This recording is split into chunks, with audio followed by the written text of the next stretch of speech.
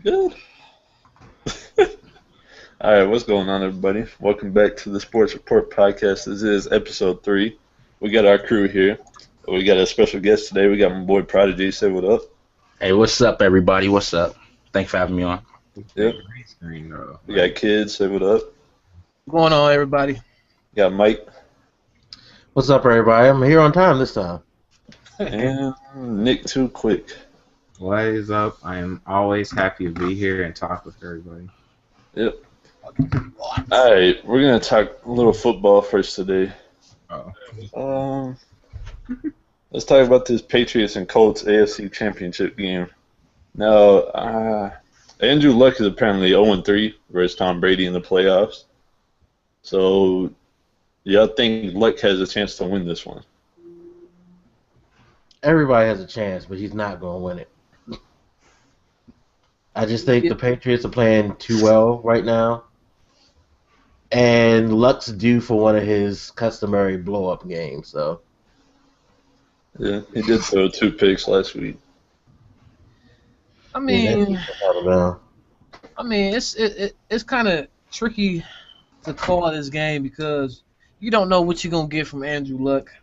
And right now they seem to have the momentum behind them. And in the playoffs, that's all you really need is to have momentum to even make to make a good run to the Super Bowl. So, and like Mike said, man, the Patriots haven't been playing that well. In my opinion, they was able to escape that Ravens game. If it wasn't for a few, key mistakes, they would have, the Ravens would have easily won that game. At least in my opinion. They resorted to trick plays and stuff like that to just to even score. So, I don't know. I have the Colts potentially winning this game because like I said, they're the hotter team, and that's all you need right now. So I have a question on that, what you just presented, Kid. So, because I'm not the biggest, I don't watch a lot of Colt games. How would you say their defense stacks up compared to the Ravens? Excuse me. Oh well, no, the Ravens have. Yeah, I mean, the Ravens is known to have a better defense than them. Because the reason I say that, I think it's been kind of proven as well in the past that a defense that can get to Tom Brady, a defense that can hit Tom Brady, that can kind of make Tom Brady get nervous even in the pocket, that's one of the best ways to beat the Patriots. If you can get Tom Brady off, then I think the Colts can have a chance at the game. If Tom Brady it just has the time to sit in the pocket, I don't think they can take the game. And see, that's one of the problems. They don't really have that pass rush they used to have. I don't know, because they did pretty good against Peyton. They was able to put some pressure on Peyton in that game. Yeah. And then then with the Patriots not really having a run game, because unless they bring in I think his name is Jonas Gray, unless they bring him off the bench, because they benched him a few games now. If they go to a run game, it can make it, they can disguise their passes a little bit better. But if they still relying on throwing the ball, which they pretty much did last week against the Ravens anyhow, like I said, that pass rush can actually get to Tom Brady because, like I said, they did pretty well against the Broncos. So. Yeah, let's talk about that Broncos game real quick. How do y'all feel that Peyton went out that way? How do you feel about John Fox getting fired? Well, he quit, didn't he? I thought he just quit. He quit, or they were about to fire him if he didn't quit. Basically, he was 48-20 in his career there. So. I heard that he was just fighting with John Elway. They didn't. It was due. Because the way that you get blown out in the Super Bowl, and then you go out and you lose in your first game in the playoffs. It was bound to happen. And in fact, they lost their first round of that first year. Peyton was there. Yeah. He lost in the first round, so his record hasn't been that good with the Broncos. And John Elway is in a win now, mindset. And as for Peyton going out the way he went out, we didn't know he was injured. So, yeah. Who knows? I don't even know what's going to happen with Peyton, if he even comes back or not. Yeah, if he don't come back, then what are the Broncos going to do? The funny thing is they were talking about, I was reading this article, teams were talking about getting Tim Tebow a shot again. So they may resort back to Tim Tebow. Oh, they ain't getting Tim. He ain't going back to the When Broncos. the last time he played football? Like, seriously? I think it was 2012, 2011. It's been a couple. I think he won. I think this was his first year without being on the team. Because he was on the Jets when Mark Sanchez was there, so like a couple years ago, before they got Geno.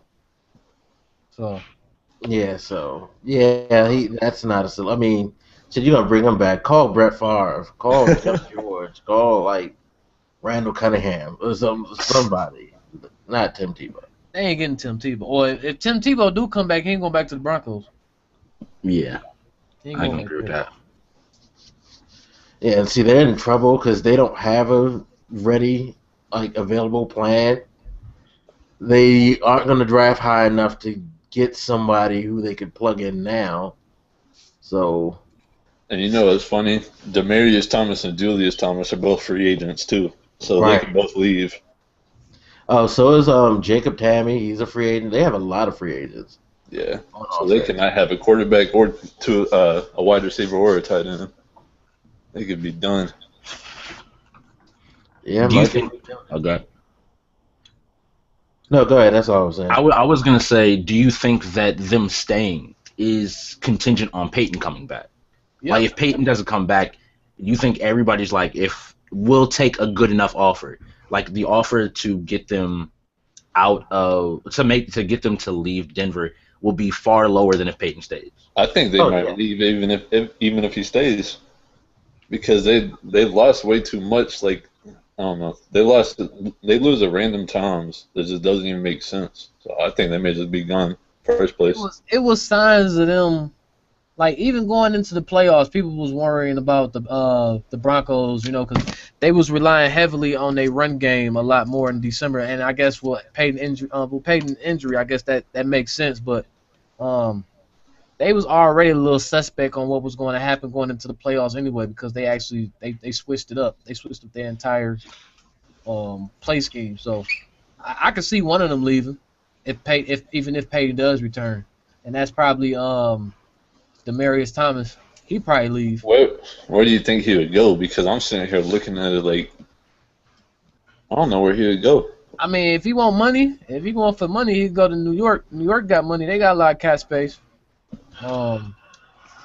Yeah, you have to think there's a lot of receivers that are free agents now, so Yeah. he could find a job easy because a lot of people might move around this year. Yeah. All right. Speaking of the free agents, Ndamukong Suh is also a free agent. I think he's going to stay with the Lions.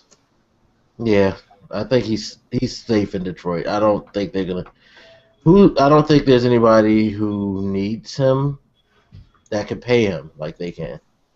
It was word that he would possibly go to the Jets if it was based off money. It all depends on his mindset. If you want to play for money or if you want to play for a contender. Yeah. Also, the where's this at? Cowboys re-signed Jason Garrett to a 5-year and $30 million deal. Y'all think that was deserved by him? No, I don't. I think they should have gave him a 2-year contract because I'm not totally sold on him. This is his best year, and he's been there 5 years, and it took them to Something get like that. him help as far as an offensive coordinator who they lost and a defensive coordinator. They had to get him help for them to finally become, a solid team. He struggled every previous year before that, so with this, and it's pretty much the same talent. So I'm not sure if I would have gave him 5 years. I mean, he may not last 3 out of that. I wouldn't have gave him 5 years. I probably would have gave him, maybe a 2-year contract. But knowing Jerry Jones, even if with those contracts, he'll still cut you. I mean, he cut Wade Phillip, out of nowhere for Jason Garrett, and they probably just don't have a backup, right now, somebody to look forward to replace Jason Garrett anyway at this point in time. So, I mean, they always had the talent. I think what they was really missing was that offensive line to protect Romo, to help establish their run game. And I guess they got that now. The only thing they need to focus on right now is their defense. I mean, besides re-signing those free agents that they do have. Right. Also, Jerry Jones won Executive of the Year. I don't know if y'all care anything about that. Well deserved. Why? Because he's Jerry Jones, the Cowboys. Yeah, but no, I mean, he really didn't. I can't say they made like any crazy moves that put them over the top. Ted Thompson should have got Executive of the Year. Who? Ted Thompson. Yeah, that falls in the same category. He ain't really do anything. I mean, because we picked up look at that pickup of Julius Peppers. That yeah, but rejuvenated our they were defense. already a pretty decent defense without him. The signings of Devontae Adams. He's starting to come. He coming now. Devontae Adams, you give him one more year, he gonna have a. It seemed like we always had that one receiver that breaks out and then they just do good the following year. Yeah, I don't sound biased or nothing like that. Yeah, that's a good question. Huh? I feel like the Cowboys, they've already had just about everything in place. They just needed to, work on the offensive line. I don't know who would be executive if not.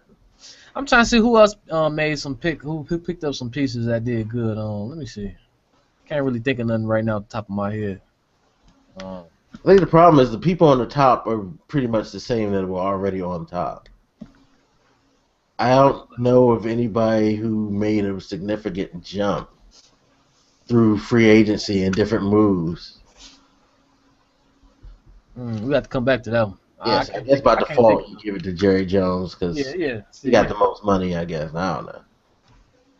Also, Rex Ryan went to the Bills, and he said this is his last coaching or head coaching job, at least, if he does get fired from that.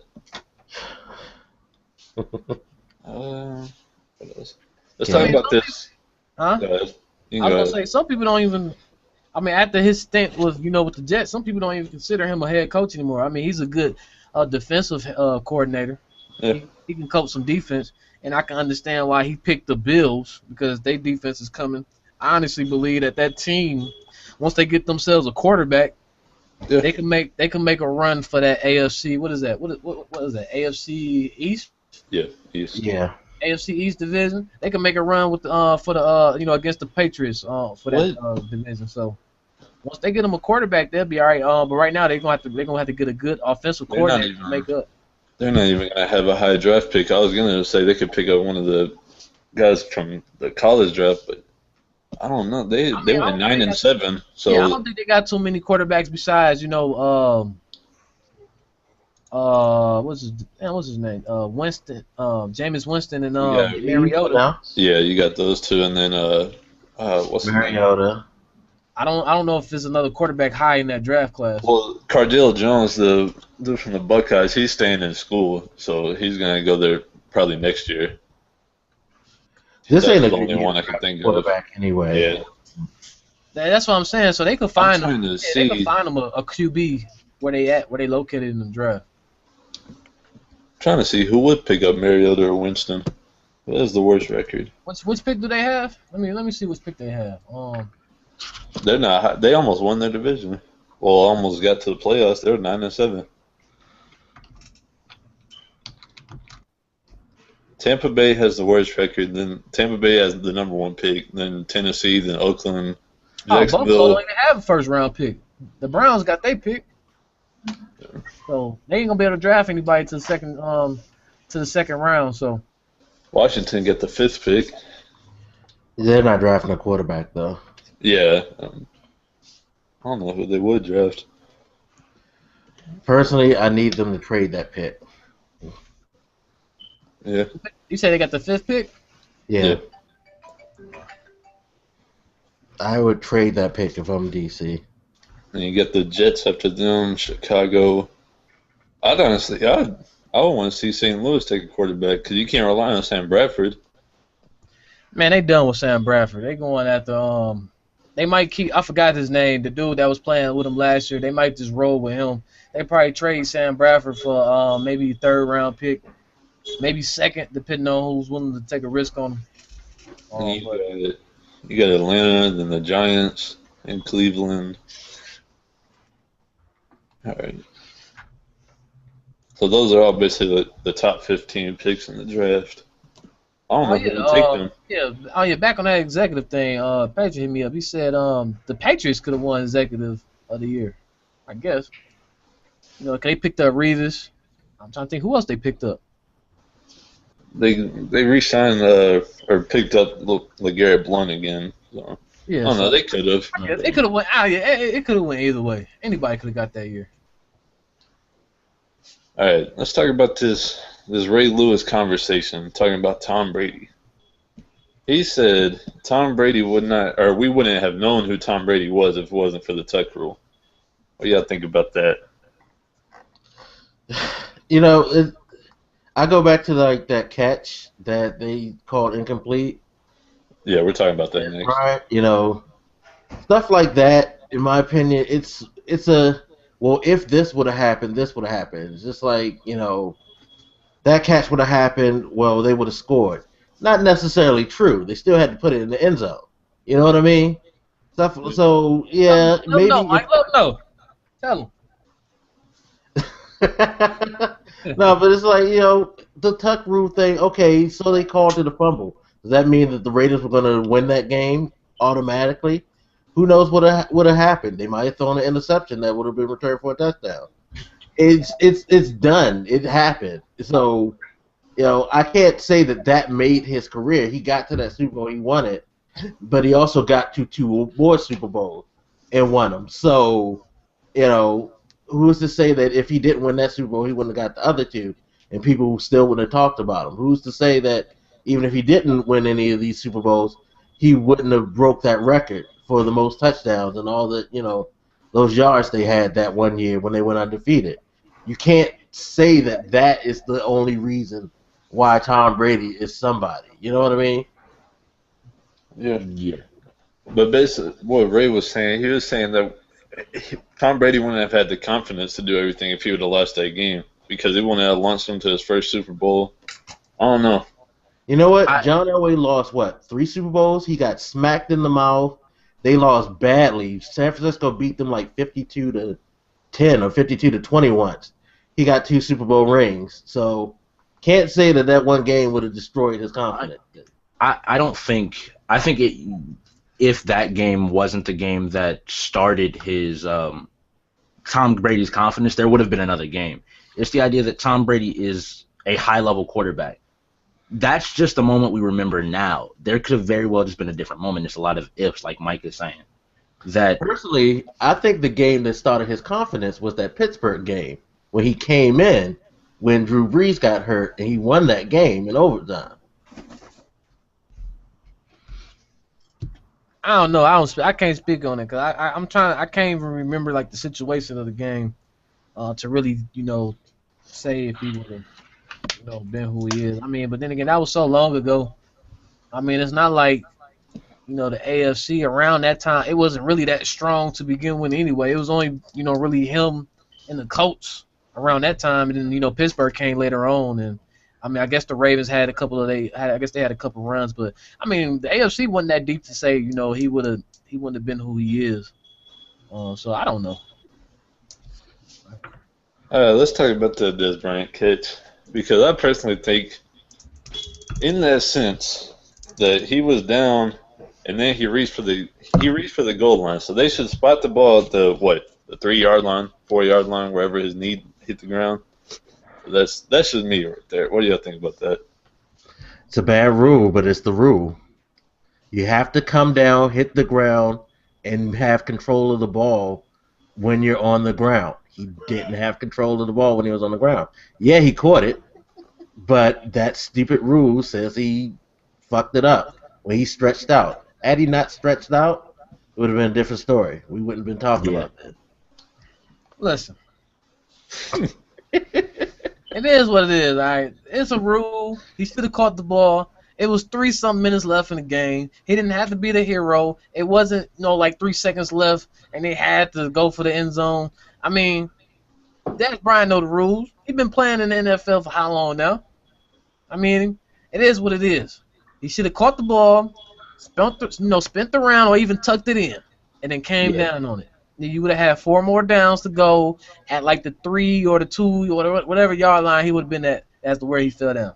He probably didn't have confidence in his team to pull it out. And even if they would have made the touchdown, Wait, how you say he didn't have confidence? I don't know. I'm just saying. Even if, or he didn't believe in his defense that they was gonna stop Aaron Rodgers, pull out. I mean, it was the heat of the moment. He was just looking like, all right, I'm near the end zone. Let me just reach for it. But and it happens. But even if they would have scored that touchdown, Aaron Rodgers had 3-something odd minutes left to go in the game. He was already, I think he was like 10 for 10 on that touchdown drive or wherever it was in the fourth quarter. He was perfect in the fourth quarter.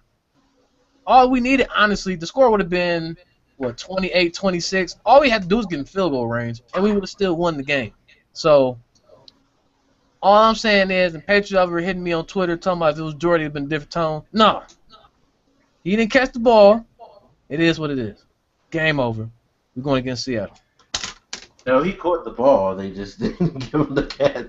No, he caught the ball and he dropped it. I mean, if you really look at it, if he had just accepted that, like Kid is saying, if he had accepted and just gone down where he caught it, he would have had control of the ball. Should have just went down with it. It's the movement where he kind of shifts to go forward that he hits the ground, ball pops out a little bit, and it's no longer a catch at that point. That's the thing. It may be a bad rule, but it's his. If he had chosen to land the way he first caught the ball, it would have hit his chest, and I think he would have been able to hold on to it. When you land, it's not like that whole footing thing. It's not like he was in the end zone or whatever, and then he ran out of bounds. No, that footing rule don't mean nothing when you fall to the ground. When you fall to the ground and you don't have control over the football, and that ball hits the ground and it comes loose, that's considered an incomplete pass. Yeah, it's a bad. I mean, there's a lot of bad rules. I remember Karma. a touchdown with the Redskins. They took it back because as Robert Griffin went into the air, somebody hit him, and the ball came loose, but he caught it, and then he fell in the end zone with the ball under control. But they said because it came loose while he was in the air, he had to. It was like he didn't establish possession again, even though he came down with the ball in his hand. And they took the touchdown. It's a really weird rule. They have some really strange, odd rules in the NFL. There should be an exception. Nope. Where if you have 3 feet in bounds, he took 3 steps and then reached out. Nope. No, but here's the thing. I think he caught the ball, and it's the idea that when he caught the ball, he may have had control. He may have had control for that second that he held on the ball. Him falling forward and hitting the ground popped the ball out, meaning he didn't. Hell, call it a fumble. I'd rather call it a fumble than and that's an where the rule incomplete is pass. really messed up because if it's a running play, the ground can't cause a fumble, but on a catch, it's considered an incompletion if you hit the ground and the ball knocks it loose. It's a very weird. It makes no sense. There's a lot of rules that don't make sense. You technically ain't supposed to jaywalk across the street, but it's a rule. And you gotta follow the rules. Now Dez Bryant didn't catch the ball. It's a rule. I mean, okay. So let me ask even you this. What if Jordy Nelson's about to catch the game winner and they called the same exact play? They would have called incomplete and we would have been going home. And you'd be comfortable with that? I had no choice. It's a rule. I will say this. People, you won't be comfortable with it, but at the same time, you accept that that's what they called it as. Like, to me, looking at the play, I went back and watched it again. Even after he comes off the ground, he still doesn't have control of that ball. Thank you. It's only that initial moment when the moment it hits his hands and he starts to bring it down is the only moment you could even begin to say he had control of it. Him falling, he lost the ball. Thank you. And they didn't challenge. They challenged the catch, I guess. Like, they didn't examine it to say whether or not it was a fumble. They just reversed the call that it was a catch. Yeah. Since there was no examining of whether or not to consider it a fumble, I think that's what it comes down to. You could argue that maybe it should have been considered a fumble, but that's what they weren't looking at that. They were looking to see, did he have control of that ball? You gotta have control of the ball for it to be a fumble. He ain't had control of the ball. Incomplete. Let's move on. All right.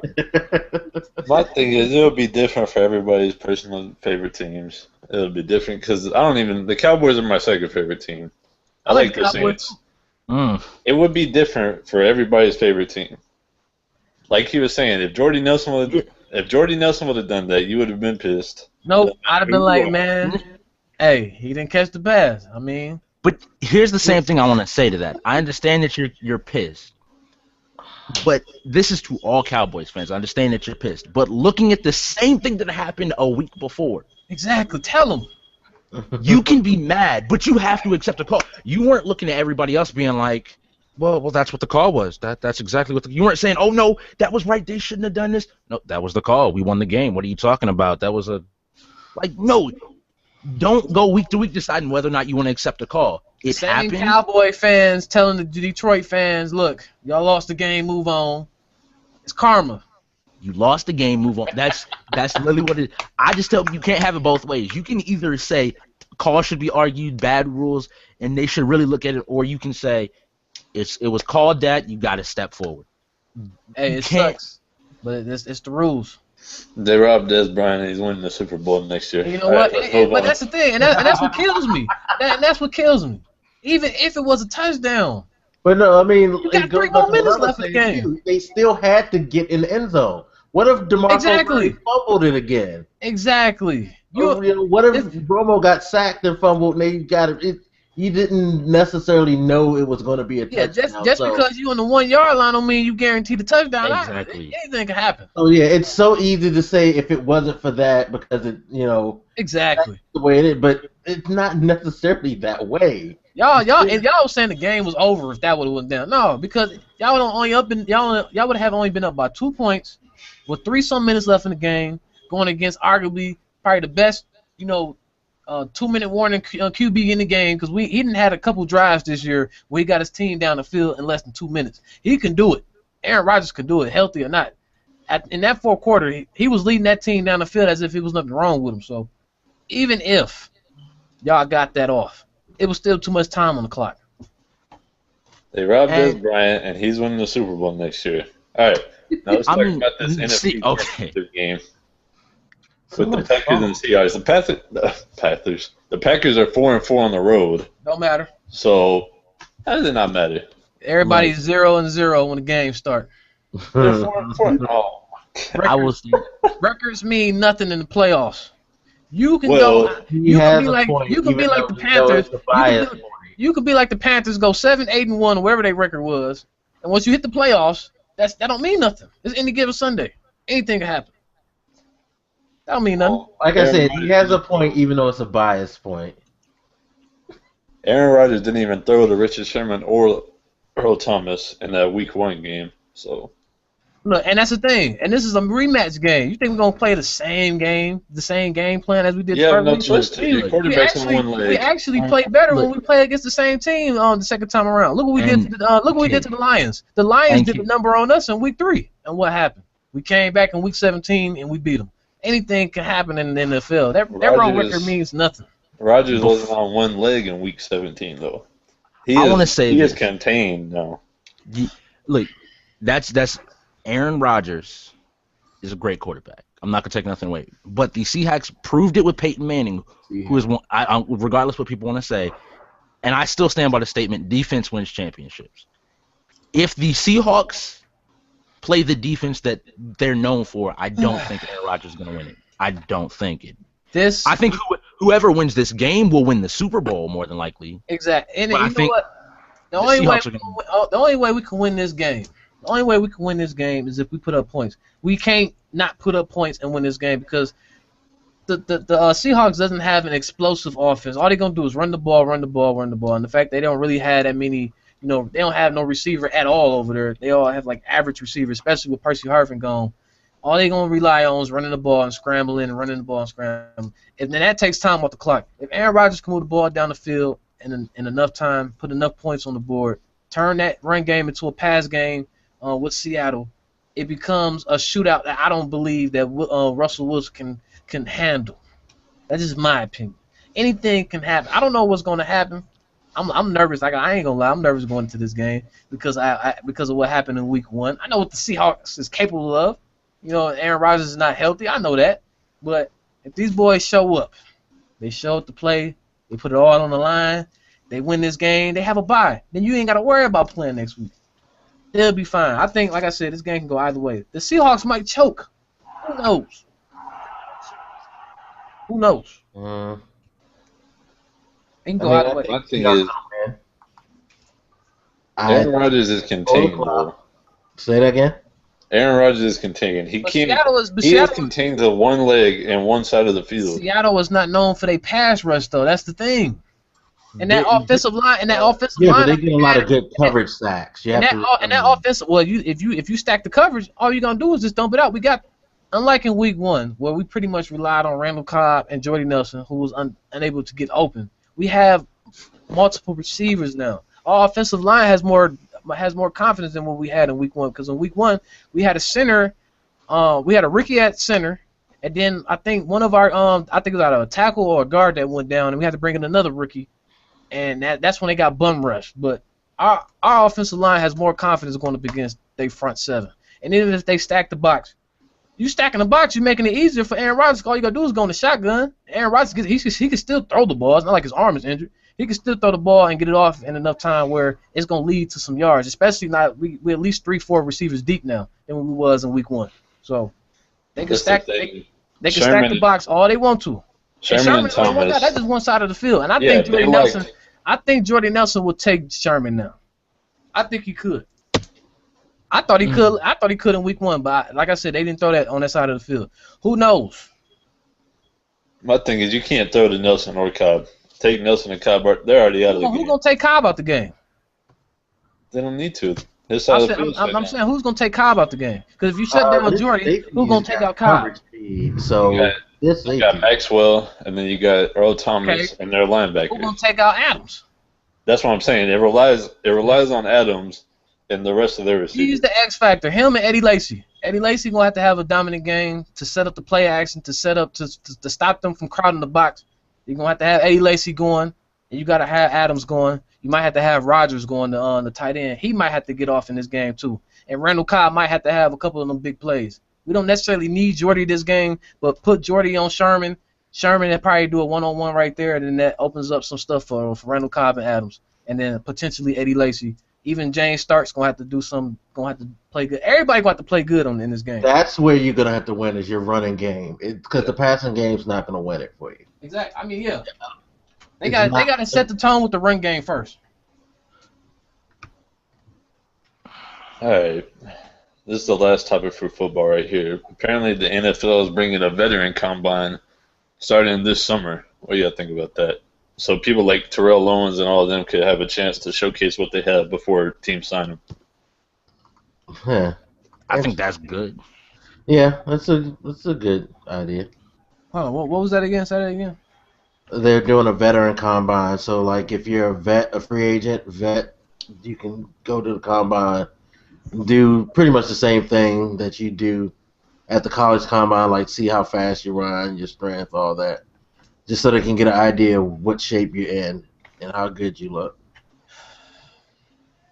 I don't know. These are for players that's trying to make a team. Yeah, like people who get cut. You know. I mean, T.O. was doing that for a while. I mean, I don't know if it's going to help. I don't know. Then apparently it hurt, in my opinion, because it gives them a place to get some exposure, gets people to actually look at them.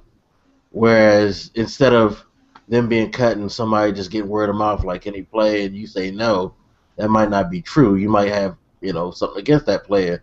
And that's why you cut him, or you just don't think he fits in your system. So it's a good thing for those, people who are trying to get a job out there. All right, Nick, it's your time to shine. There you go. All right, let's talk about the Knicks and their 16-game losing streak. Go ahead. like I always say about New York, they need to start over like completely. Derek, like, cause as far as coaching goes, cause Derek Fisher ain't like he has like one of like the highest like basketball IQs. Like that's why lasted in the league so long.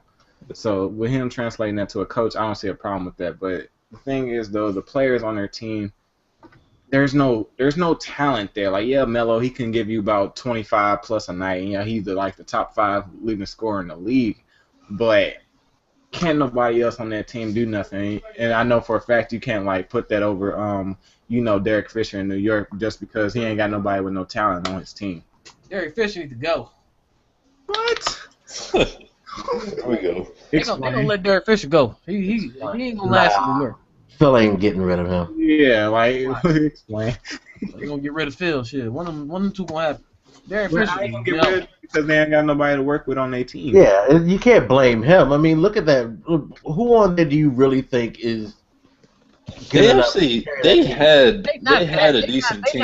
They not 5-36 bad. No, They had a decent team before they got rid of everybody. They really are. They are 5-36 bad. Full of knuckleheads that nobody want and really care to get in the league. The only person on that team that really tries even a little bit, but since they I guess don't have like that skill level that's like up there, it's like AC Law or whatever his name. Last year they won 37 and 45. They're already 5-36. Yeah, but last year was proof that they weren't that good because they fell off so fast. They ain't had 36. I doubt they had 36 losses at this point in the season. That's all I'm saying. No, but they also had better talent. They let a lot of people go. They tried establishing that triangle, and it just didn't work out, and it cost them too many games. But you have to realize they dumped a lot of people because Phil said he was going to do that anyway. Right. People don't seem to understand that they don't care that they fired. They don't. To be quite They honest, don't have a defensive presence in the paint. They traded Tyson Chandler away. They got rid of him. They let probably their best point guard on the team. What's his name? They let Felton. They let J.R. Smith and Shumpert. Well, they just left. I mean, they just left. Yeah, Shumpert's just coming back from an injury. So he wasn't going to do that much anyway because he's still getting over that injury. And J.R. Smith's always been a problem person anyway. He's not that good. I don't know why people think J.R. Smith is really good, but he's not. He likes to shoot a lot. He's a good bench player. He'll get 20 points. Yeah, he can get you 20, then give you 2 the next night. Exactly. So, I mean, they're cleaning house because they're saving money for free agency. That's all they're doing. They don't. Yeah, I knew that. Once I found out they had a pick this year, I'm like, oh, well, damn, that explains it. Which leads me to the topic. They'll let him ride for another year because they're not really trying that hard. He already said, when he said that I think Carmelo should sit, that should have told everybody that they're not even trying. And they don't even care to try. Oh, their season is lost. He said that like before this all got to the be an all-star though. He said that weeks ago. Sitting down, yeah, he want to still be an all-star game. Right. He gonna try and He be. don't want Carmelo to play at all. He wants him to just sit. So if y'all had a choice between Mark Jackson and Derek Fisher, would you still choose Derek Fisher? Yes. Would you still keep him? They need to put Mark in Cleveland, which is what I was going to bring up later. Mark should be the coach of the Cavs, not Black. Black doesn't know NBA basketball. I don't know, man. I think Black would have been just fine if the situation what it was before LeBron got there. Once LeBron got there, then all these expectations came, which led to all these free agent signings, which led to all these chemistry issues. That's just the only thing. I don't even think it's coaching in Cleveland. I just think they just. I think he doesn't know NBA basketball, so that's the first. But they put too many. I mean, but the Cavs wasn't that good last year. They weren't good at all. That's what I'm saying. So it's not like they're not good this year. It's not like they went. It's not like they got bad all of a sudden when they signed Black. They wasn't that good last year to begin with. And the fact I don't blame him, but he is another Eric Spoelstra. He's not a really good coach. He just got superstars on. I don't know. He led. I mean, even though it was EuroLeague basketball, I mean, I think he had like back-to-back championships over there or something like that. Yeah, but it's a different beast. Like someone was saying, I was watching a game the other day, and what they said was true. Over there, the coach is the star. Here, the players run shit. I think it's too many players over there, too many pieces. I I just don't think it's working. I don't think it's But working. I don't think he would have been good with the. Sorry, and I don't think he would have been that good with the Utah Jazz. It's a different mentality. I don't know. Players run the league. That's how it is. Players have always ran the NBA, and he has not adjusted yet to that. So if they had a coach all of a sudden, that their chemistry would be better. Is that what you guys? If they had an NBA coach like Mark Jackson, they would have a better record than they have right now. I think they would be better because he'd understand the game a little bit more. Like, dude's still learning. He's in a learning stage right now. He had an assistant coach calling his timeouts. Like, he doesn't even know what to do. They said that was a rumor. They said that wasn't true. You gotta learn, like, you have to know personnel. Like, someone like Mark Jackson, he's been around the league for a while. He knows the personnel. He's seen them. You know, he has really good knowledge of them. Blatt doesn't understand his players yet. He doesn't know how to put them together. What's the right place to put them, you know, with your substitution. You have to know you have to have a good grasp of that, and he doesn't have that yet. So a more experienced NBA coach probably would have done a better job at this point because they at least know their talent. I just think, even with a good coach, because I mean Phil had some bad years too with the Lakers, and they was better than what they were. I mean the year that they got swept by the yeah, but his bad years were like when they had no talent. Kawhi, Kobe. No, I'm talking about the year they got swept by the year they got swept by the Mavericks. The Lakers was all right that year. Yeah, but they weren't that great either. And he took a lot of bad Lakers teams to the playoffs. You have to remember. I just think that whole chemistry. I think it's more chemistry than anything because they taking a little too long to get that right. They have too many egos on that team. They had too many egos. Kyrie's still young. But see, that's where a veteran coach comes in. Right. Just like when Pat Riley came in and took over the Heat that year. He set that locker room straight. And what happened? Even when because Stan Van Gundy had him. I mean, Stan Van Gundy was nobody seemed to respect Stan Van Gundy, so he couldn't control him. Pat stepped in there and he got their attention. Mm-hmm. You know, and this dude, he's only coached in Europe. He doesn't really know the personnel well. He has a system that worked over there. We don't play basketball over here like they do in Europe. You know what I mean? And it's a different culture, so he has to learn a lot. If they was the same team, I don't know, because I feel like, and this is my opinion, I feel like if they was the same team last year and then all of a sudden they got this coach and they went down here, then I will lean more towards that. But I just think they just got too many. I mean, they added too many players in that offseason. I mean, and they just not meshing right now. I mean, they are going to take a while to mesh, but they'll need somebody to be in charge of that. It just took longer for them than it did with the whole Miami Heat experiment. No, because I mean, when you look at the games, what's their game plan? When they call offense, you don't see LeBron the ball and get out the way. Yeah, LeBron the ball and Kyrie want the balls, and Kyrie, it's like they still take. It's like how it was in Miami when it was him and D-Wade. Who established that? The difference between the difference between Cleveland and Miami is that when Miami got there, both of them weren't like trying to fight. They were just trying to figure out like who was going to be the main guy. They signed on for that too, and that's what I'm saying. They all signed on for that. But ultimately, Kyrie just went over there. Kyrie. I mean, at first, Kyrie when he signed that contract, he probably thought he was going to be the man on the team. Blah blah blah. LeBron. Nobody knew LeBron. And then LeBron went over there, and that's like, oh damn, that's when they start clashing at first because that's where the young didn't sign up for that. Because he's a young player. That's where the ego come in. Because it's supposed to be. He wanted to be his team.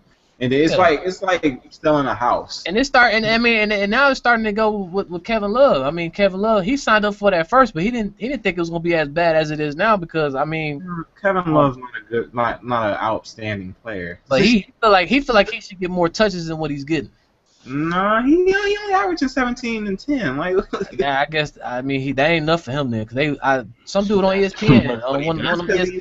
That's because he used to be the best player on a bad team when he was in Minnesota. I was watching First Take a few days ago. One of those sports analysts was like, he went to a game. He was watching him when he played against the Heat and stuff like that. And every time that he didn't touch the ball, he kept looking at the coach. And, he was getting upset and frustrated that he wasn't getting his touches. But then again, he probably feel like he's not getting the touches where he used to get them because now if they do give him the ball, it's just coming off screens or something. He could be the main option in Minnesota. Like, it was like nobody, like, you wanted somebody to score on that team, you went to him, and he always got his rebounds in. So it's like he used to be, well, like, once again, he used to be the best player on a bad team, and then when he's on a team where I guess it's more balanced now. Well, not balanced in the way, not balanced in the way that they're playing, but like, but Oh, Nick in trouble. All right. Let's just move on to this KG headbutt. Did everybody see that? No, I heard about it. I missed it. Well, he got suspended for 1 game. I was gonna see what y'all thought about that. I saw it. Yeah. KG gonna get slapped. The white is soft. Yeah, have you noticed everybody coming after him this year? KG put him in his place. That's all this was. I mean, people. I mean, look. I mean, I ain't gonna call nobody. So I mean, The white is soft. I ain't gonna call the man. That's a grown ass man. I ain't gonna call him soft now. I mean, Oh, that you got Kevin Durant of all people calling him soft too, and he's like one of the nicest players in the league. Quiet too. I mean, basketball soft. I mean, hey, you know, he probably is. I mean killer instinct wise, he like, oh, he's soft. You can take him. Like that's how they used to do Blake. They used to do Blake like that. Blake is still soft. After what Zach Randolph did to him, look what he did. Dude been going off. He increased his game, and that's personally that's why I feel Blake Griffin is a better player than Dwight, because ever since day one, Dwight's been the same player. Like he has no post game at all. It was like it's hard. They say it's hard to call somebody soft when they won back-to-back Defensive Players of the Year though. That's because all he does is just stand there and he's athletic enough to get blocked. He doesn't play good defense. Like if you're big and if you lead and if you get in a bunch of blocks, they'll just have you on the thing. Like they ain't gonna have it like primarily just for you like playing defense. Like he won't like no lockdown post defender. He only got like maybe 2 blocks a game. And then since he big 6'11", of course he gonna get it. Cause before that it was Ben Wallace doing everything. He was actually a defensive based player. Like after Ben Wallace kind of went down, who else in the league was really like had outstanding numbers and just defense, let alone just watching them play. Like if you watch other players play, a lot of players, even people that's not even other forwards were playing better defense than him, but since he had more like stats necessarily, just like off of his blocks and his rebounds a little bit, they gave him Defensive Player of the Year.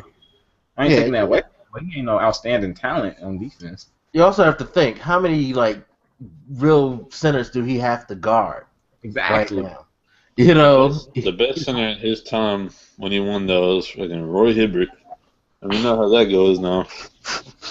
Roy Hibbert. No, I put Bynum up there. He went up against Bynum in the finals, but he was just small as hell compared to Bynum. What happened when they played the Lakers? And then they get almost this. Magic shouldn't have been there in the first damn place. Hey, Cleveland. Even though they was balling that year, I ain't gonna jack. Rashad Lewis and Hidu Turkoglu, they was doing their thing that year. Even Rayford Austin was doing their thing. I think if they'd have left Rayford in that starting lineup, they would have been a different series. I don't think they would have won, but I mean, it would have been. I'd say it would have been a different series. I mean, Stan Van Gundy forced Jameer Nelson back in the lineup, and that just threw everything. Right. I remember that crap. I remember it. all I'm saying is that Dwight as a player. He ain't. Nah. I mean, but even KG ain't known to be. I mean, KG known to start some shit, but he'll never finish nothing. I mean, come on now, y'all gonna use that KG incident to say the white slaw? I mean, I can't use. No, I say that because I think people are coming at him harder now. Nobody. Oh yeah, of course. Cause they show. I remember they showed a clip where he was messing with David West, and David West pushed him in. KG put his hands up, like he know what was going on. Oh no, KG knows what he's doing. He's doing that to antagonize people. He just wants to.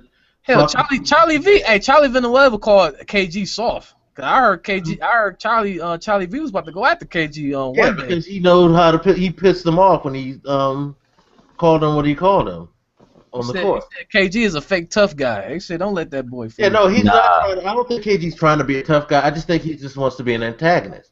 He just he gonna fuck with you. He gonna get in your head. I mean, come on, you gonna tell somebody you look like a cancer patient, somebody who has cancer. Yeah. Piss them off. You just trying to get people mad so they can do dumb shit. He took that shit too far when he talked about that man's wife though. Oh, the Honey Nut Cheerios. But no, that's what he does. He just wants to get into your head. He ain't trying to bully. Just fucking with you. Green hint, he just playing now. He just playing a play. All right. What else is there? What do you think about Austin Rivers playing for his dad now and the Clippers? Why would you cut Jordan Farmar to do that? Do you think Austin Rivers is better than Jordan Farmer? Austin Rivers had potential. I think Yeah, I he has still to. think I still think he does have potential. He's just not as athletic as he could be Mm-hmm. in today's NBA. Because when he went into college, he was ranked number one out of all Not the high school. college though. Like you can't like. I'm just saying he was. It's not like he became a scrub out of nowhere. I just think he playing in the league where the guard position is so explosive. Austin Rivers was never known for his athleticism. He had handles and he could somewhat shoot, but after that, I mean, he don't have no explosion. And everybody in the NBA, well, most of them guards now have so much athleticism that it's actually holding them back. It's hindering his game. I agree. I mean, damn, his number is 99. But no, I agree. I mean, I don't. I mean, I never thought he was good. To be honest, I figured since he was Doc Rivers' son, and then since, like you said, he was the number one player in college, that he got some hype around him. But it's a lot of times that we see people be the number one. Like people be like the number one person in college, and then when they get to the league, they're like the last person you're talking about. That's what I see on that. As far as him, who I think it was Jay Wills, one of y'all told me that even though he gonna be on that lineup, he still ain't gonna show him like no favoritism or nothing like that. Well, he done enough so far. He got rid of 3 players just to get him on there. So. Yeah, it's awkward to me, man. I mean, I seen it. I guess I seen it coming like years ago when he was coming into the league. Like, oh shit, that'd be kind of weird. Yeah. If he got drafted by the Celtics. I think Doc was still the coach of the Celtics when he came in. Right. See, my thing is he don't address any needs of theirs. Exactly. Like, so what is he? What was the trade for? Probably The playoffs. he probably just gonna be a corner shooter. To be honest, that's how I see it. That's all he. I mean, he could spot Chris Paul for a little while, and he could be a spot-up shooter. But you had a team full of nothing but shooters anyway. Right. So what are you doing? I mean, Trying to help out his little boy, man. He's just trying to save his son's career. Yeah, he's trying to get him to the playoffs because he ain't going with them damn Pelicans. Man, I think Not this year. Yeah, not this year. I mean, they could have. I mean, because when they first came together on paper, that looked like a dominant team. Yeah, I thought they were gonna be like a top 3 team. Yeah. One game above 500, exactly halfway through the season. So. But yeah, seeing that like I said, like seeing them on paper though, But I thought Tyreek Evans was gonna do a lot more. he don't was even one hear of the from him best now. players. He was the best player on a bad team. That's just, Tyreek Evans is done. I never thought he began. Like, He had a good rookie campaign. I ain't gonna lie, he had a good he rookie had like campaign. 20 points a season in his rookie year, but that was you the best player on a bad team though. I think he averaged like 25 and 5 or something like that his rookie year. It was 20. It was 20. but he got his rebounds and assists in. I think now they got him like coming off the bench. That's because they got him because when he was playing for the Kings, he was the point, and then all of a sudden, for New Orleans, they got him playing the 3. But when he was in Sacramento, there wasn't nobody good on that team. Like you didn't have no DeMarcus Cousins then yet, like none of that. And then it shows like in a lot of players. Because then when they go over to these other teams, then like it shows and they're not doing the things. Like let's say Detroit when they won their championship. When they was all together, they all played their roles. They did everything nice. When they went to other teams, they didn't do nothing special. I mean, Chauncey Billups, he's like the only person you can say that for. But like all them other players, Even before they got together, they weren't really doing anything. exactly, yeah. All right. Let's talk about this potential Brook Lopez trade that's still getting talked about. He's either going to OKC or Miami. This is what it comes down to. What do y'all think about if he goes to one of those teams? OKC needs to snatch him. They have that's one of their biggest problems. I don't think their front line produces enough offense for them. And they need a third scorer. They need a consistent third scorer on that team. And I think it would be better for them to put it in the front line than in the back court because you can't have too many jump shooters. I'm not a big fan of you being just a perimeter team. I think you need at least one person who can bang for you and get you some hard fought points. Yeah, they don't got nobody that can do that. That's the so you get them. It's like Sam Adams is their best big man. That said something right there. What do you think, Will? It's your favorite squad. What do you think? If they get Brook Lopez, they're going to the Western Conference Finals. Wow, that's if Brook Lopez stay healthy and no shit. That's the only problem with it. That's the thing. Because Charles Barkley even said if he goes to OKC, that's a game changer. Yeah, but he got to be healthy. That's the only thing. But I see him coming to South Beach. I don't know why, but I don't know what they have to give up for. Miami giving up? They would give up. I don't know. They were talking about Birdman, Norris Cole, and there was one other player. I can't remember who they were talking about, but Norris Cole and Birdman. I wouldn't want to give up Norris Cole though, man. That's what I'm saying. Like, I don't want to give up both of them. And he doesn't really do that much for that team. We would trade Perkins and Jeremy Lamb. Nobody want Perkins. That's the thing. Nobody want Kendrick Perkins. But the Nets are trying to get rid of cap space. That's all they're doing, though. Because Brook Lopez has a $16 million player option next year. Yeah. And they can get rid of Perkins. Perkins has a $10 million. That's why the trade makes sense. Yeah, he is. Yeah, remember when he came there, he signed a ridiculous contract. Yeah, they got him from Boston, didn't they? Yeah. He was a free agent. They gave him way too much money. That's after their championship campaign. I remember that. So. Yeah. Which if they did trade Perkins, Perkins would reunite with KG and the Nets. Lame. Yeah, them two dudes ain't doing nothing. Yeah, I know they won't do anything, but it'd be cool. KG done after this year. Gone. Hey, that Beats commercial gonna come. I think if OKC gets them, I think they can do a little bit more damage now. As far as Miami, That's what you say. As for Miami, I mean, Birdman, he used to be like an interesting player, but like as I've seen him play like the last 2 years, like he's weird. Like he don't grab boards. He always volleyball hit it. Like he never just I know you see that. Like he'll just tap it. I'm like he kept doing that when they 3 years ago when they first played the Spurs. I was like, what are you doing? I mean, that it's actually not that. It's a smart play. That shit ain't smart because they never got the rebound when he did. No, well, he gets the rebound. By tapping it, he automatically gets the rebound. That's the funny part about that. But if he taps it to one of his players, then yeah, it's the smart play. It's just that he always tries to do that like finesse thing. And he was just playing out of position in Miami. That's all it is. He's just playing out of position. They got him at the 5.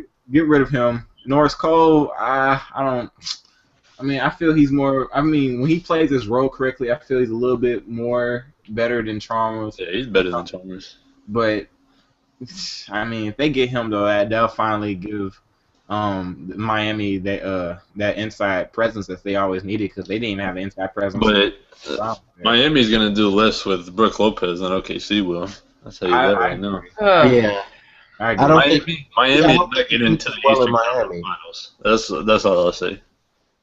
I think in Miami he's not going to get the ball much because Chris Paul is going to be the main go-to inside guy. Yep. He don't play that inside role like he should. He's still going to get the more touches than Brook. Brook is basically in Miami. He's just going to be there to fill the role that Birdman plays. So you think he's going to get touches with OKC? They don't have Ibaka's not a post player. Ibaka has a jump shot. That's all he has. He's not a post scorer. He's the third scorer. He's their third about Ibaka in OKC. He's their third person. He's their Chris Bosh in their rotation. I don't know. Because I mean, look at who you got on Miami. Wade's gonna get the ball. You got Dame's probably gonna get the ball a lot. You got a lot of perimeter players that are going to touch the ball way before Brook Lopez would. because he's not pushing aside The only Wade or Dang. the only bad thing about him, or the bad thing I could see on him with OKC, is that Westbrook had to slow down and feed him in the post because they don't ever feed anybody in the post. That's what I'm saying. Because Well, that's because they don't have nobody to feed in the post though. Yeah. So you got somebody you can do that. You can go to that. They don't have anyone because nobody's feeding Perkins. Perkins could never score. he can't play. He would be the last option I go to in the paint. Exactly, and they've never had any true power forwards or anything like that. I mean, they've always been a smaller team. Now they'd have some size. They're gonna need size to contend with the West because a lot of That's teams how in the they West- always lose. That's why San Antonio's their kryptonite. Yeah. They ain't got nobody that can match people down inside. I mean, if you all you gotta do is worry about the perimeter primarily when you playing against them. And Kevin Durant dunking on you. Man, that's 2K. KD don't dunk on nobody in real life. Yeah, him flying. Man, he was alright, so disrespectful. Anyways, So you think Kevin Durant can glide from nearly the free throw line, cock back like Jordan? I'm just saying. hey, I didn't say all that, but he did dunk on who was that? He dunked I think it was Birdman. He dunked on Birdman. Everybody dunk on Birdman though. Yeah, Birdman, he Man, put himself oh. in position to get dunked on. Who hasn't dunked on Birdman? I remember when Paul George dunked on Birdman. Everybody dunks on Birdman. And he got a Sheik too. I remember that. The Sheik. I remember a dude from he used to play with the Bulls. I don't know. He was on the Rockets at the time. KD ain't no damn posterizer. That's all I'm saying. Exactly. No, all right, let's pick our top 3 teams in each conference. All Who do right. you think is going to do the best out of each conference, basically? Not by record, but who do you think is going to go the farthest? I'll go. Mhm. That's tough, especially since you want to pick the East too. Mm-hmm. Because the East is a fucking clusterfuck. Buns. The East, I don't even have Cleveland up there. Honestly, I would put. What would I put? The Bulls. God. I'll put the Wizards. And Yeah, it's like after the Bulls and Wizards, who would you say could make a run? You'd have to in a way, you kind of have to throw Cleveland because of their talent. Cause Yeah. I don't know anybody but else. the way that Cleveland's playing right now, they're playing the Bulls in the first round. So Ooh. I hope that don't happen. I don't want to see. Well, no, they dropped to 7, so they'd be playing the Wizards. No, you're right. They playing Toronto. They played Toronto if the playoffs started today. Yeah, they play Toronto. Milwaukee had the Bulls. Easy win. Hell no. Hell no. Ain't no easy win. Brandon Knight. Ain't no easy win. Chill. that's the biggest sweep I've ever seen. I think besides that last game, the game's been close. It ain't like they've been blowouts. It's been competitive. Yeah, that's because Chicago going through some things right now. Come on, You gonna put faith in Brandon Knight stopping Derrick Rose Ain't nobody stopping Derrick Rose. and Jimmy Butler on the perimeter? I'm just saying. Listen. I want to see Westbrook versus It ain't Derrick gonna be no Rose. damn sweep. Shit. I mean, who Milwaukee got inside though? Because then you gotta worry about Joakim Noah, and then like Paul Gasol goes. Gasol, Jimmy Butler, Look, it ain't gonna be no sweep. McDermott. Taj Gibson. All I'm saying, it ain't gonna be a sweep. Well, I mean, as of now, no one in the East is going to sweep You anybody getting a win. in the playoffs because Right. the East is just that fucked up. So yeah, that's an easy statement to make right there. I think, but the Bulls, I think they're the only teams that really try and play hard in the East though. Like they actually got fight in them. even if they go up against a Western Conference team. Yeah. That's just Yeah, because people in the East can make the damn playoffs going freaking below 500. So yeah. I mean, like the Bucks are. That's why they're gonna get swept. Damn. Get swept. Play the Bulls in the first round. They're going to get swept. No, 4-0, and each win will be by double digits. no. Damn. Yeah. We ain't getting swept.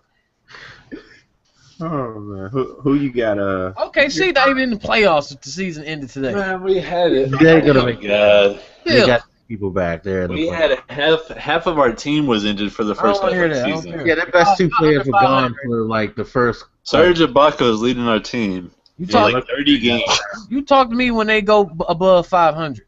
The Cavs aren't even above 500. My Bucks has a better record than OKC right now. And they're not going to win a damn game in the First playoffs. time we've seen that in a long time. It ain't gonna happen anymore. But, We would still win more games without Durant or Westbrook than the Bucks would in the playoffs. Nope. They weren't about to make the playoffs if Durant and them weren't. Yeah. Exactly. Matter of fact, when the Bucks played OKC without the Westbrook or Durant, we Bucks played. Yeah, I was at the game.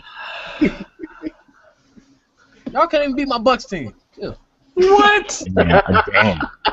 What? Y'all took that L.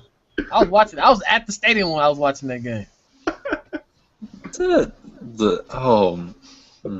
I mean, Ibaka, he can't hold them down. So if without Durant and Westbrook, they're not doing nothing. That's all. That's my point of that. But like, who you got coming out though? It was 85-78 that game we won. Who you got? it's Will? kind of bad that all you can score is 85 points, though. Hey, Jason Kidd was still trying to figure out his damn rotation then.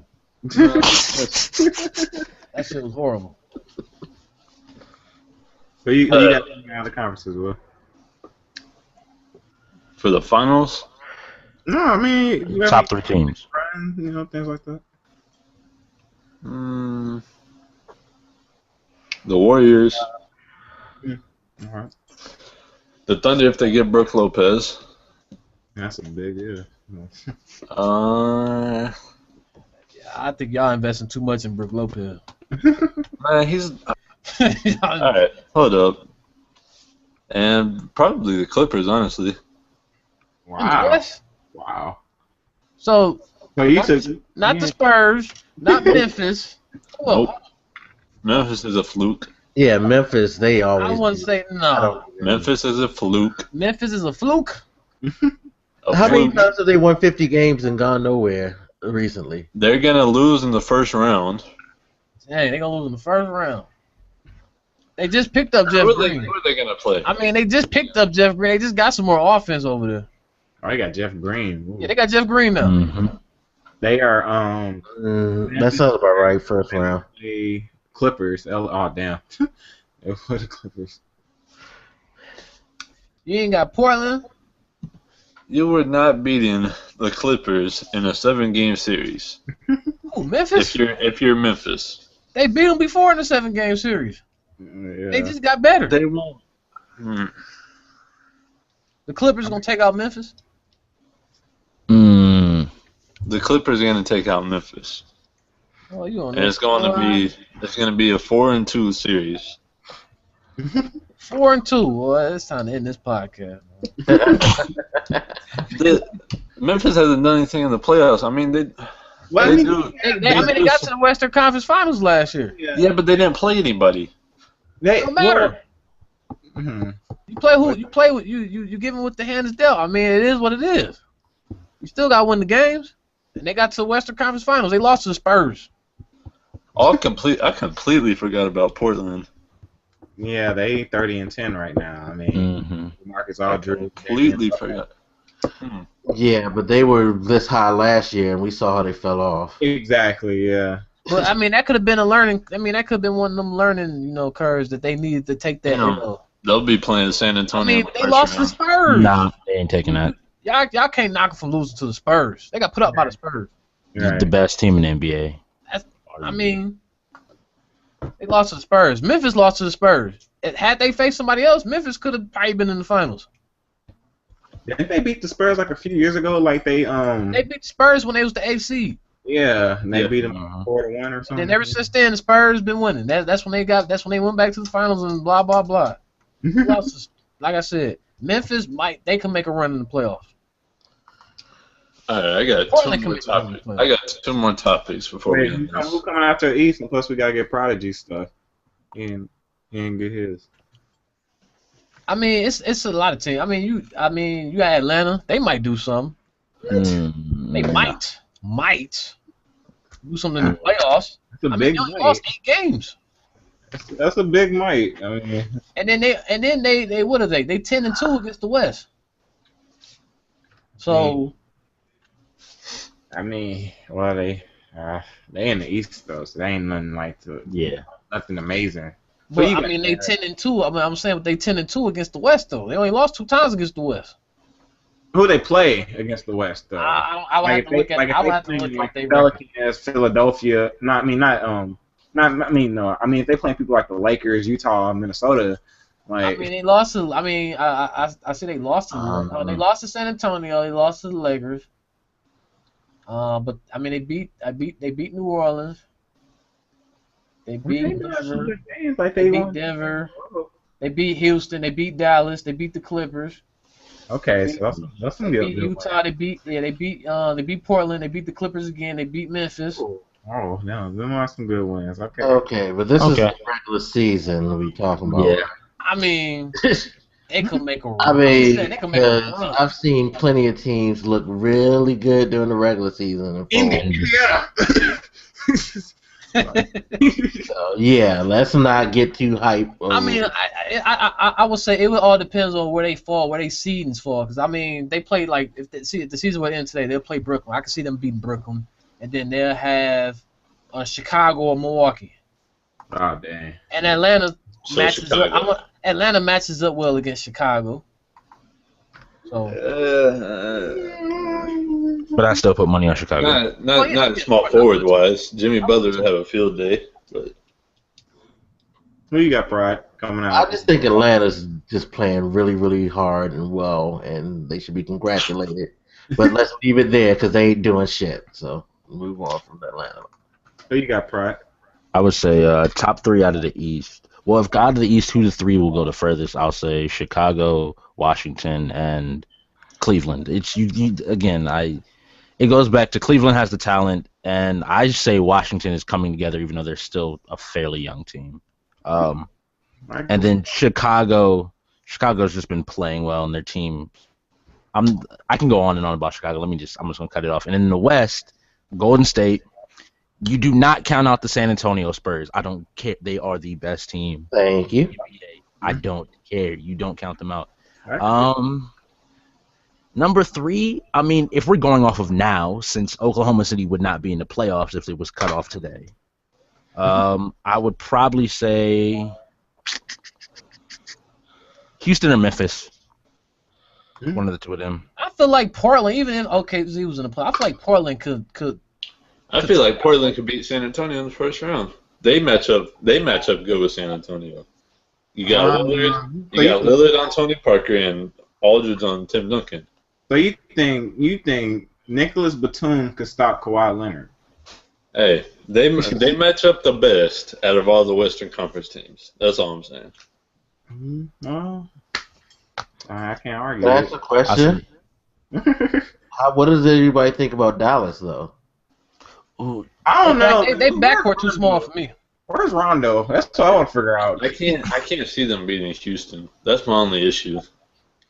I was on 2K yesterday. Rondo was on my roster. It would be a good series though. But I can't see them backcourt. beating Houston. They backcourt to me is just too small for the Western Conference playoffs. That's just my opinion. I mean, Monte Ellis, pure scorer. I mean, he can score, but he.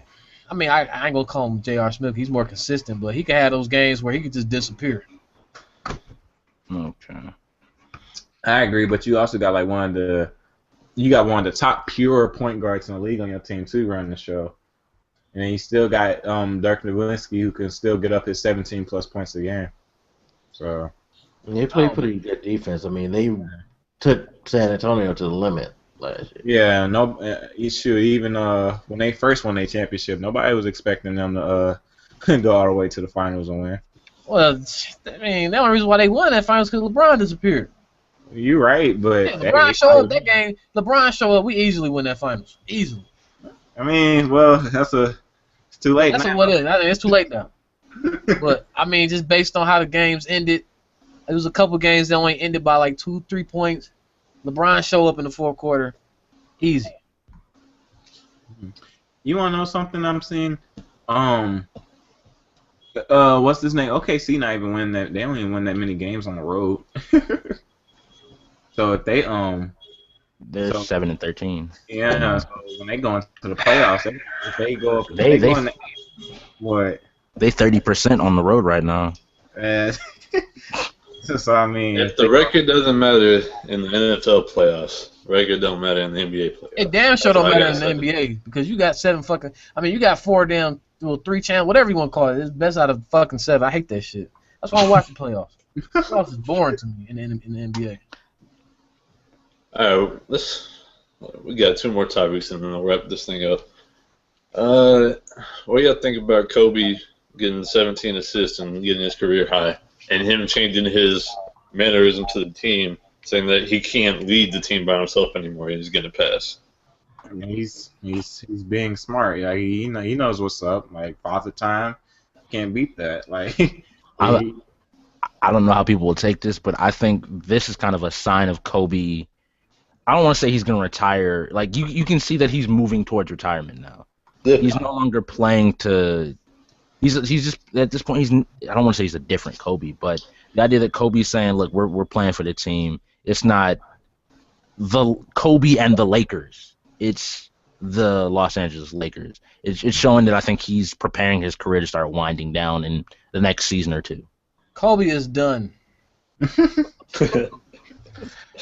I think what he's doing is he sees where it's going. This team's not going anywhere. They're not going anywhere for a good while.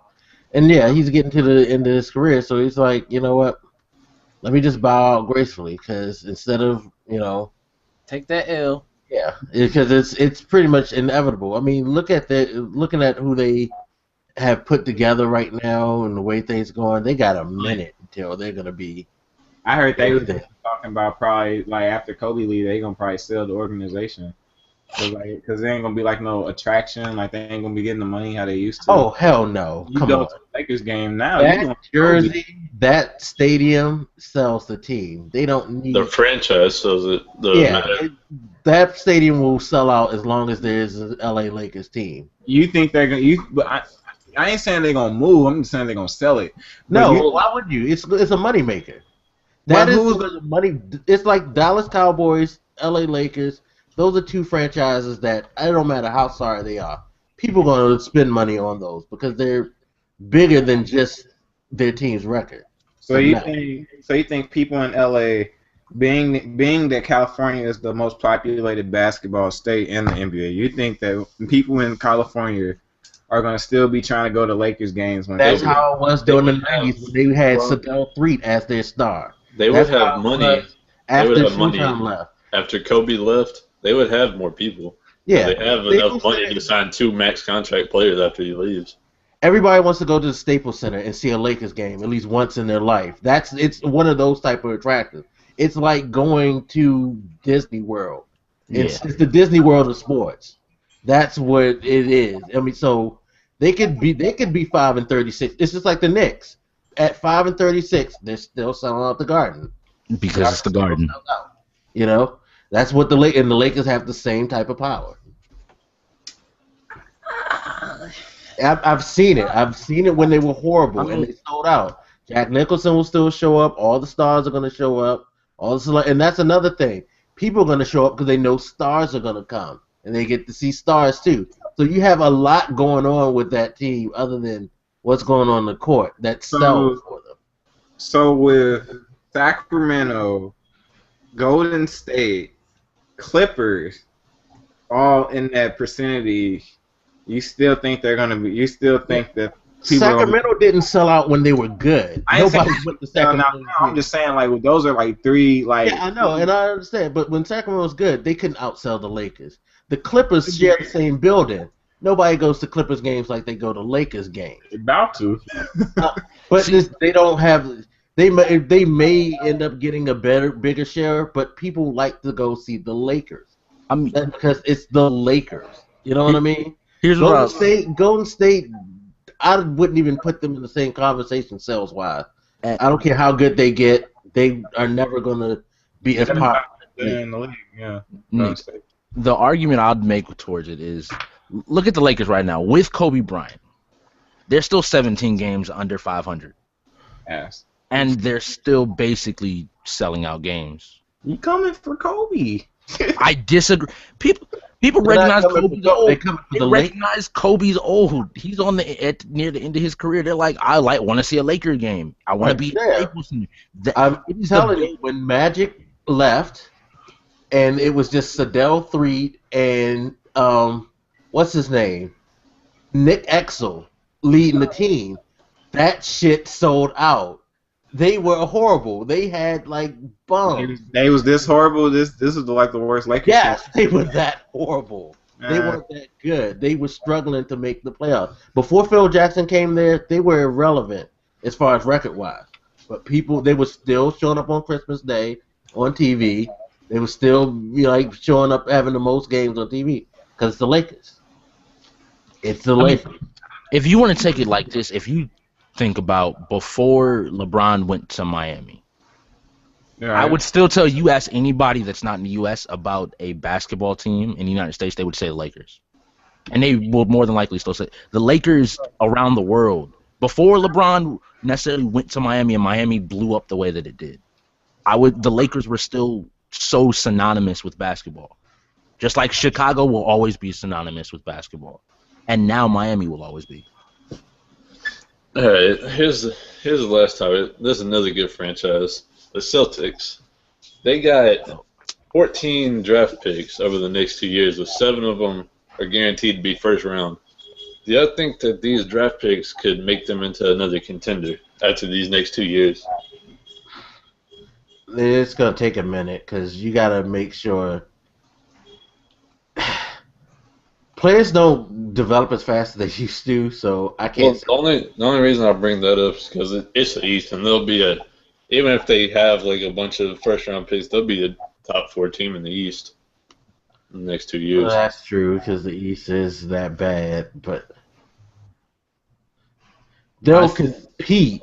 I don't know if they'll be a contender. Well, I said contender, Ron. I don't see them going to the finals, but they'll bring people a run for their money in the playoffs. Yeah, I mean, I can see playoff runs. But it's the idea. I think goes back to what Mike started to say, was that before I would call them a contender, they need to get these new guys that they're drafting necessarily experience. Because I'll still go back. You can look, young people, it's rare for a very young team to win a championship because it's a lot more. Winning a championship requires some experience for the most part. There are exceptions, but I still say experience will trump talent and youth more than anything. Yeah, I can see it. But in the East, yeah, they'll be a contender because the East is ass. I don't know because you're gonna have different powers in the East around that time anyway. I mean, you got Washington on the rise, especially if they get KD in the future. Who else? Who else is on the rise? I mean, it looked like Atlanta is somewhat on the rise because I think they still kind of young over there. The Bulls will always be there, yeah. Charlotte could be on the rise. They still young over there too. They just missing like one more piece over there. They're doing pretty well now, actually. Yeah, that's what I'm saying. So you give them a couple more years, I think they'll be decent. So whatever they do, I mean, it'll be up for grabs. And then the Bucks, depending on what they do. If Parker's, if he can bounce back from his injury, and Giannis, if he develops, they can make a run too. So I don't know. Would you? Oh, go ahead. As for their first round picks, though, what position? Like, they're like a bunch of like, 20 I and don't know. That's like.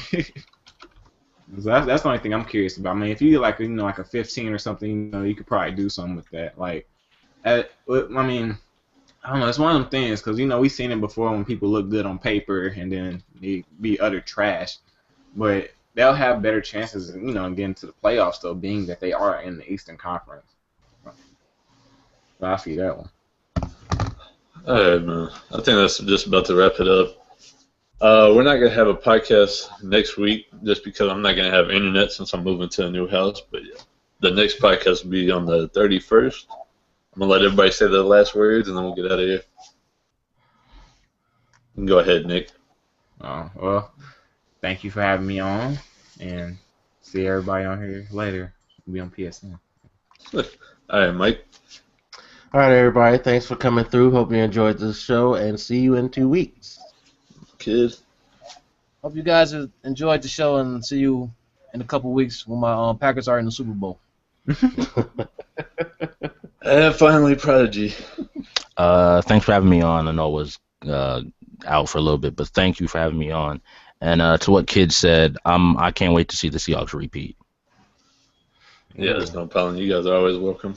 We'll catch you guys in 2 weeks. Peace.